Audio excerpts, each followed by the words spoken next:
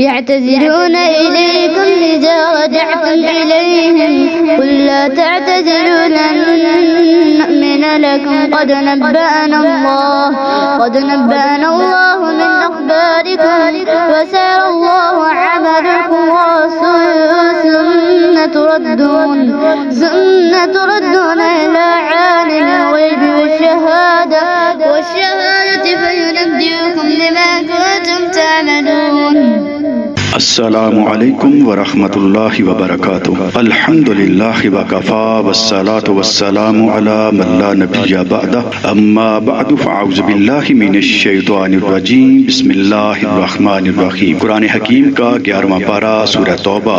اللہ رب العالمین نے منافقین کی نشانیاں، ان کی باتیں، ان کے انداز گفتگو، تعویلات، بہانے، جھوٹی قسمیں، کفار کے ایجنٹ بن کے مخبریاں کرنا، غرضے کے تمام امور کا آپریشن کر کے قیامت تک کے لیے منافقین اور ان کی سازشوں کو بے نقاب کر دیا ہے. اسی طریقے سے اس دور کے اندر وہ مسجد زرار ہو یا آج کا کوئی سیف ہاؤس، جہاں پر بیٹھ کے یہ منافقین کفار کے اعلی کار بنتے ہوئے ان کی راہوں کو ہموار کرنے کی سازشیں کرتے ہیں، ان کا بھی اللہ رب العالمین نے رد فرمایا ہے اور اہل ایمان کو حکم دیا ہے کہ ان کے قریب نہ جائیں، وہاں پر ان کی رونق کو نہ بڑھائیں تاکہ یہ اس سے امت کو گمراہ نہ کر سکیں.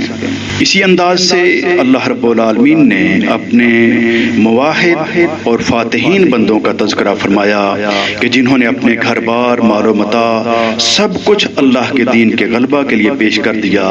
اللہ احکم الحاکمین ان کے تذکرے فرماتے ہیں: ان اللہ اشتری من المؤمنین انفسهم واموالهم بان لهم الجنہ یقاتلون فی سبیل اللہ فیقتلون ویقتلون وعدا علیہ حقا فی التوراۃ والانجیل والقرآن. اور اللہ رب العالمین نے قیامت تک آنے والے لوگوں کی تربیت فرما دی کہ اگر کوئی اپنا شمار ان میں کرنا چاہتا ہے تو یہ 9 خوبیاں اس کو اپنانا ہوں گی.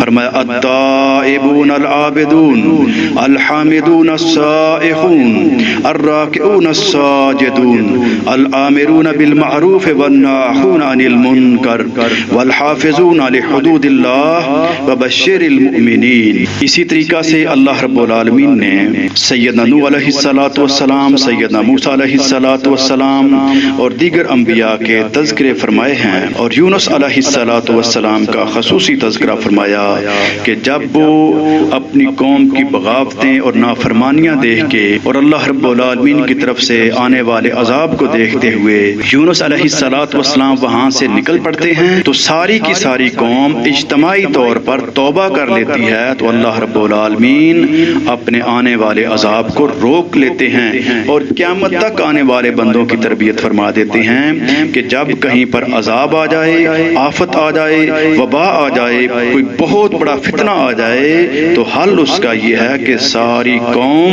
بحیثیت مجموعی اپنے رب کے سامنے گڑ گڑائے اور اجتماعی توبہ کرے تو اللہ تعالیٰ ان وباؤں اور فتنوں سے بچا لے گا. اللہ احکم الحاکمین سے دعا اور التجا ہے کہ اللہ رب العالمین ہمیں بھی اپنی طرف رجوع کرنے کی توفیق عطا فرمائے اور ان فتنوں سے، ان آزمائشوں سے، ان وباؤں سے اللہ تعالیٰ ہمیں جلد از جلد نجات دے دے.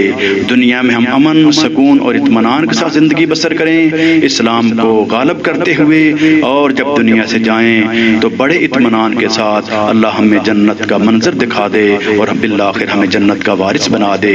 اللہ ہمارا یہ مقدر بنا دے. وآخر دعوانا ان الحمد للہ رب العالمین.